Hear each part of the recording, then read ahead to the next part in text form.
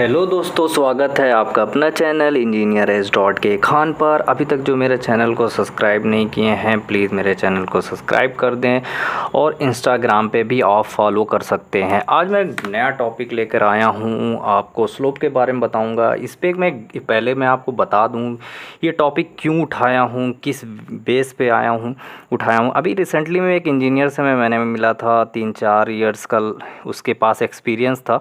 उससे मैंने एक स्लोप थी, उसके बाद मैंने उससे पूछा कि 1:10 का एक स्लोप रेशियो दिया हुआ था, 1:20 था, उसका स्लोप 1:20 था। तो मैंने उससे पूछा कि ये 1:20 का स्लोप क्या है, ये क्या इंडिकेट कर रहा है, इसका क्या मतलब है। तो मुझे बड़ा अफसोस हुआ वो जानकर कि वो 3 इयर्स का एक्सपीरियंस का बंदा था और उसको ये टॉपिक, ये चीज़ नहीं पता थी कि ये 1:20 का स्लोप का मतलब क्या है। तो मैं सोचा इस बारे में मैं क्यों ना इसी टॉपिक पे वीडियो बनाऊं, और उसी टॉपिक पे मैंने एक वीडियो लेकर आया हूं कि calculation of slope in structural architectural drawing. अगर आपका कोई स्लोप दिया हुआ है, जैसे रैंप है या ड्रेन है या जो भी आपका स्लोप दिया हुआ है, अगर स्लोप 1:10 दिया हुआ है तो आपको कैसे कैलकुलेशन करना है, इसका क्या मतलब है। इसका सिर्फ आपको ड्राइंग में जैसे ये मेंशन कर देता है कि ड्राइंग में ये यहाँ पे आपका रैंप है और ये 1:10 का स्लोप है। तो आपको कैलकुलेशन करना, अगर आप साइड इंजीनियर है तो आपको पता होना चाहिए कि 1:10 का मतलब क्या है। आपको हर 1 मीटर पे कितना आपको स्लोपिंग देना है, या स्लैब है, एक स्लैब है तो उस स्लैब पे आपको लास्ट में बोल रहा है कि यहाँ पे -40 आपको स्लोप देना। तो कैसे आप स्लोप फाइंड करेंगे, कैसे आपको कैलकुलेशन करना है, उस पर एक वीडियो मैं लेकर आ रहा हूँ। मैं आप बताऊंगा कि आपको स्लोपिंग कैसे आपको निकालनी है। ओके, मैंने यहाँ पे एक ड्राइंग बनाई है। जैसे ये आपका एक स्लोप है, 1:10 का एक स्लोप है, रेशियो ले लिया 1:10। आपको कुछ भी रेशियो दे वहाँ पे मेंशन कर सकता है स्ट्रक्चर इंजीनियर, 1:200, 1:300, 1:20, 1:10, जो भी आपको स्लोप वहाँ पे स्ट्रक्चर इंजीनियर जो ड्राइंग पे मेंशन होता है वो सिर्फ इतना ही लिखा होता है, सिर्फ इतना ही आपको मेंशन करके देता है।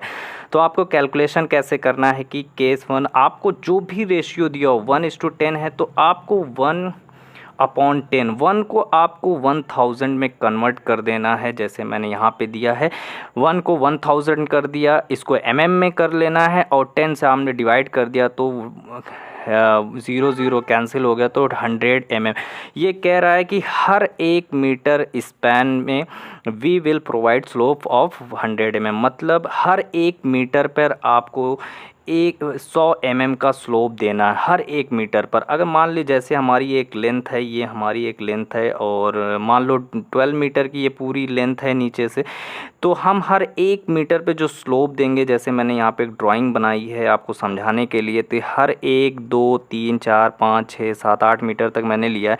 तो हर एक स्लोप पे जैसे यहाँ पे 1 मीटर से यहाँ तक आपको 0 से 1 मीटर की हमारी जो स्लोपिंग होगी वो यहाँ पर 100 फिर 2 मीटर पर हमारा 0 से 200 हो जाएगी। इस तरह से आपको स्लोप करना आना चाहिए। हर एक साइड इंजीनियर को ये पता होना चाहिए कि हमें स्लोप कैसे फाइंड करनी है, हर एक एवरी मीटर पर आपको स्लोप कैसे निकालते हैं, कैसे पता होना चाहिए। इसी पे मैं एक 2 टॉपिक और लेकर आया हूँ कि अगर आपको फॉर एग्ज़ाम्पल आपको अगर जैसे ये मैंने ट्रायंगल बनाया है, एक स्लोप ये है 1:20, आपको जो लेंथ है नीचे जो आपको रन है वो आपको 10 मीटर का है। आपको पूछ लिया ये राइज़ आपसे फाइंड करने को पूछ लिया, तो आप क्या करेंगे, एक फार्मूला होता है rise equal to run upon, ये होता है आपको कहलाता है ग्रेडियंट।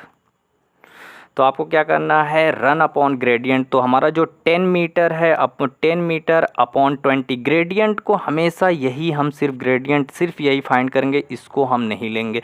तो 10/20, तो इसको 10 को हम में कन्वर्ट कर देंगे, तो 10 × 1000 अपॉन 20 इसको फाइंड करेंगे तो हमारा 500 आपका राइज आ जाएगा। इस तरह से अगर हमें एक फॉर एग्जांपल आपको ग्रेडियंट पूछ लिया तो आप फार्मूला क्या लगा देंगे, gradient upon upon gradient is equal to run upon rise. तो आपका जो रन है वो 10 मीटर है, इसको 1000 इसको mm में कन्वर्ट कर देंगे तो 1000 से मल्टीप्लाई कर दिया। राइज आपका दिया हुआ है 500 mm, जब आपने कैलकुलेशन किया तो 20 mm हो आपका ये ग्रेडियंट आपका आ जाएगा। ग्रेडियंट आपका 1:20 आ जाएगा। जो स्लोप होगा वो स्लोप क्या हो जाएगा, ये स्लोप जो होगा वो आपका आ जाएगा 1:20। लेकिन यहाँ पे प्रॉब्लम क्या है, कुछ लोग भी सोच रहे होंगे कि अगर हम फॉर्मूला यहाँ पे लगा देंगे tan is equal to P upon perpendicular, ये परपेंडिकुलर अपॉन बेस, हमारा परपेंडिकुलर दिया हुआ है 500 अपॉन 10, खेल आपने कैंसिल किया, आपको 10 मीटर को आपको कन्वर्ट कर देना 1000 से, तो आपने 0 कैंसिल पान आपको आ जाएगा 1/20। आप इस तरह से भी फाइंड कर सकते हैं, लेकिन हमारा जो आपने फार्मूला पकड़ के चला है वही लेकर चलना, ये भी सही है और ये फार्मूला भी आप यूज़ कर सकते हैं। tan थीटा, ये tan theta is equal to P upon B perpendicular upon base, इससे भी आप स्लोप यहाँ से आप ग्रेडियंट निकाल सकते हैं। लास्ट आपका बचा हुआ है कि अगर फॉर एग्जांपल आपको रन फाइंड करना हो और आपको ग्रेडियंट दिया हो, राइज दिया हो, तो रन इज इक्वल टू होता है ग्रेडियंट इनटू राइज। ये आपको फार्मूला लगा देना है। तो आपका ग्रेडियंट कितना है, ये आपकी ग्रेडियंट यही सिर्फ लेंगे तो 15 × 200, ये mm है, आपको 3000 mm आ जाएगा, तो इसको मीटर में कन्वर्ट कर लिया 3 मीटर। इस तरह से आपको स्लोप निकालना आना चाहिए। अगर आपका 1 साल 2 साल अगर आप साइड पे वर्क कर रहे हैं तो सबसे बेसिक चीज़ है आपको स्लोप आना ही आना चाहिए। मुझे उस दिन जब ये इस बंदे से मैंने मिला था, जब इसको मैंने पूछा तो वो स्लोप नहीं बता पाया, तो मुझे बड़ा अफसोस हुआ। तो मैंने सोचा इस टॉपिक पे मैं वीडियो लेकर आऊँ। ओके, स्लोप आपको फाइंड करना, किसी भी स्ट्रक्चरल इंजीनियर जो भी ड्राइंग बनाता है वो सिर्फ स्लोप में 1:10, 1:20, 1:300, 1:50 ऐसे दे देगा। आपको स्लोप फाइंड करना कि हर एवरी मीटर पे आपको कितना स्लोप, कितना mm का देना है वो। आई होप आप लोगों को काफ़ी अच्छा लगा होगा और काफ़ी अच्छा इस टॉपिक पे समझ आया होगा। जो भी कुछ कमेंट करना है तो आप ज़रूर मुझे कमेंट करके बताएं कि ये आपको कुछ भी प्रॉब्लम हो। Thank you.